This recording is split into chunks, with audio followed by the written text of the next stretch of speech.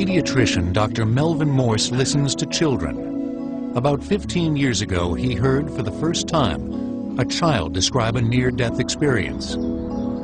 Here at Seattle's Valley Medical Center, he's been studying children's near-death experiences ever since.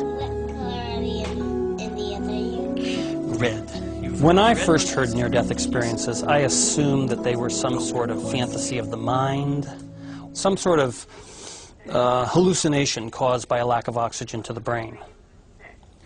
We did our own case control study of every survivor of cardiac arrest at Seattle Children's Hospital over a 15-year period, and our research showed that 23 out of 26 children who came to the brink of death had a near-death experience.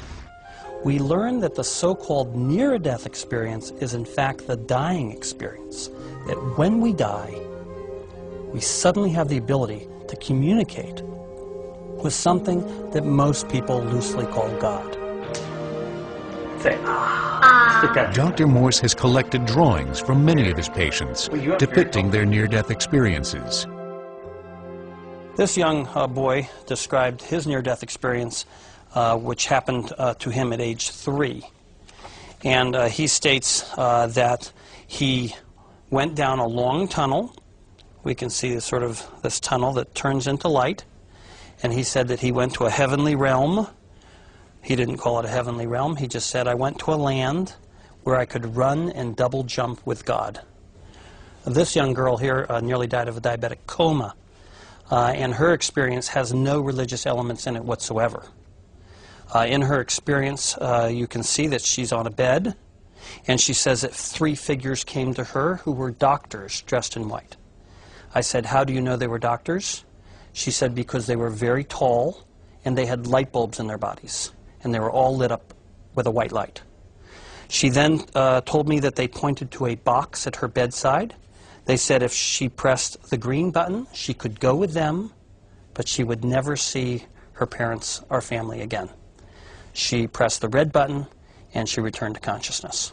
This young girl nearly died of fulminant bacterial meningitis at age 5, and she says that she floated up to heaven, and she met God. And this is God. He looks more like Santa Claus. And then she says that these figures in the corner are grandpas and grandmas and babies waiting to be born. This young girl here nearly died of fulminant mononucleosis. She presented to our office in cardiac arrest.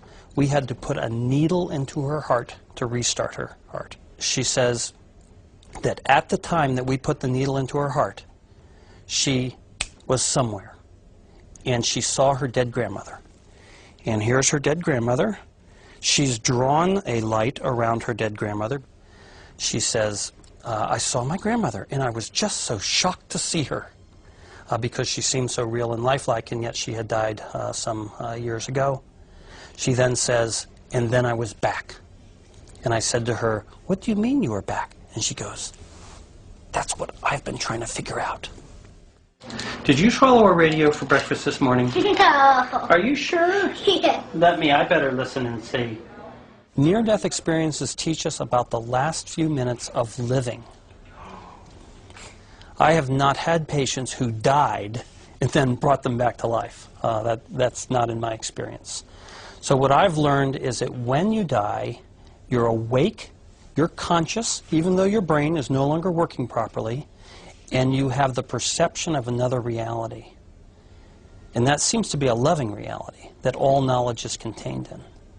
But what happens after that is for religious philosophers at this point, not for scientists.